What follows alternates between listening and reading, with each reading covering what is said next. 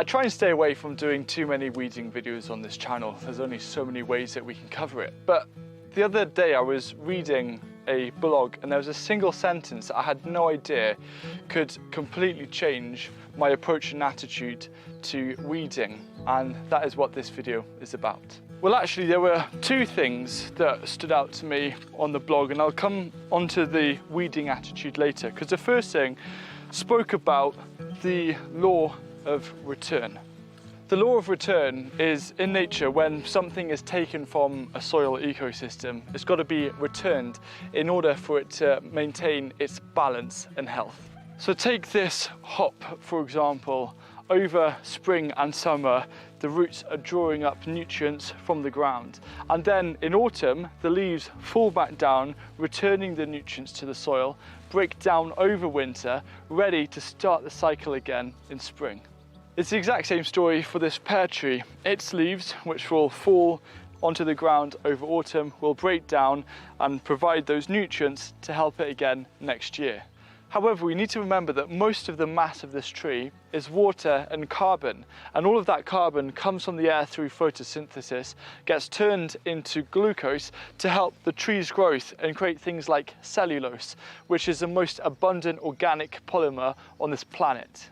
Another example is when we harvest potatoes, the dry weight of the tubers around 70% starch, and that comes from sugars created from photosynthesis. Basically what I'm saying is that the majority of a plant's mass actually comes from the air and not from the soil. It's a tiny percentage of mass that comes from the soil, but it's a really important percentage because that's the nutrients. An example of this is, like humans, all plants need calcium, but calcium doesn't come from the air, it comes from the ground. So it's the nutritional needs of the plants that we need to consider with the law of return, because when we harvest something and we take it to the kitchen and eat it, even if we chop and drop all the crop residues, etc., there is a loss of nutrients from the soil. And that's why we add compost to help balance that out.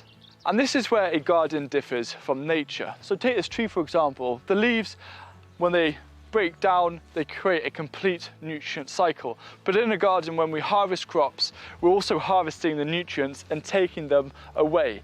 And this is where weeds come into the picture. I'm not here to debate about what a weed is. I think we can all agree that dandelions, thistles, and also nettles in our raised beds and pots are not welcome, at least for the long run.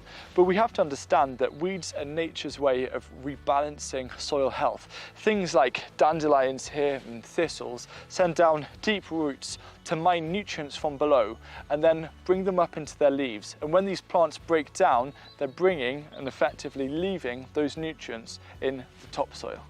And also when we weed a bed, or this is a tile where I'm going to grow just some ornamentals, what you're also doing is affecting the law of return, because weeds are full of nutrients and you're picking them off and you're carting them away.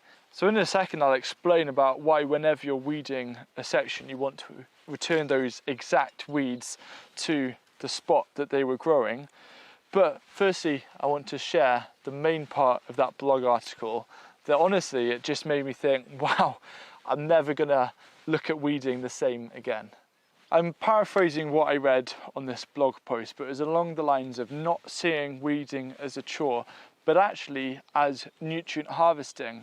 And I thought, this is fantastic. I can actually trick my brain into finding a higher purpose to weeding than then clearing a bit of ground. It can actually be a harvest that's going to help me grow better crops.